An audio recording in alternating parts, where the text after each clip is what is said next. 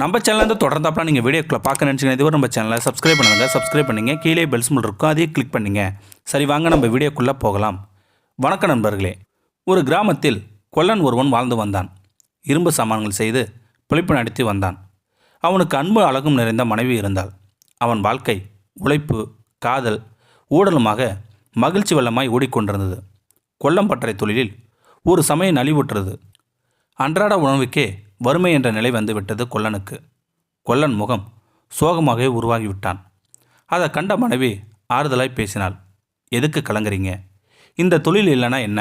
பக்கத்து காட்டில் போய் விறகு வெட்டி அதை அக்கம் பக்கத்து கிராமத்தில் விற்றா 4 காசு கிடைக்குமே, அதை வச்சு ராஜாவாட்டம் வாழலாமே என்றாள் மனைவி.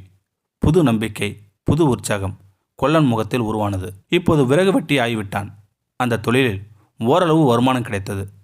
வீட்டில் தினமும் சோளக்கஞ்சி, கொள்ளு துவையல், கூடவே மனைவின் சிரித்த முகமும் கனிவான கொஞ்சலும் அவனுக்கு ஓரளவாக மகிழ்ச்சி தந்தாலும் சற்றே சோகமாய் இளவையோடு இருந்தான் கொல்லன்.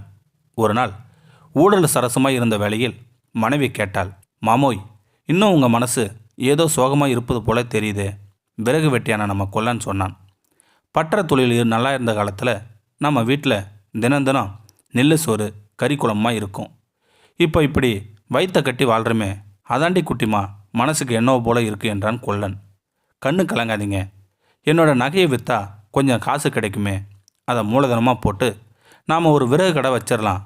காட்டில் விறகு வெட்டுற ஜனங்களுக்கு கூலி கொடுத்து விறகு வாங்கி போடுவோம். கடன்னு ஆயிட்டா எந்த நேரமும் ஜனங்க விறகு வாங்க வருவாங்க. நம்ம நல்லபடியாக வருமானம் கிடைக்கும் என்றாள் மனைவி. மீண்டும் புத்துணர்ச்சி நமது கொல்லன் முகத்தில் உருவானது.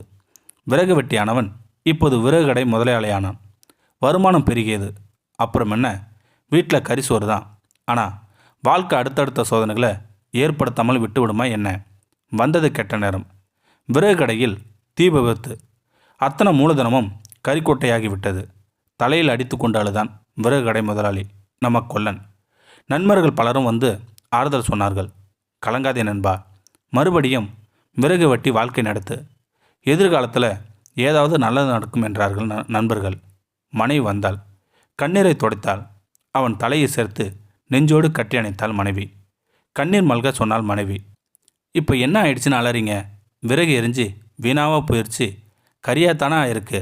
நாளை இருந்து கறி வியாபாரம் பண்ணுவோம். தன் தலையை நிமிர்ந்து அவளின் முகம் பார்த்தான் கொல்லன். மீண்டும் வாழ்வில் ஒளி தெரிந்தது. ஊக்குவிக்கவும் உற்சாகப்படுத்தவும் அன்பு செலுத்தவும் அன்பான மனைவி அமைந்தால் முடங்கி கிடக்கும் உணவன் கூட எவரெஸ்ட் சிகரம் தொடுவான்.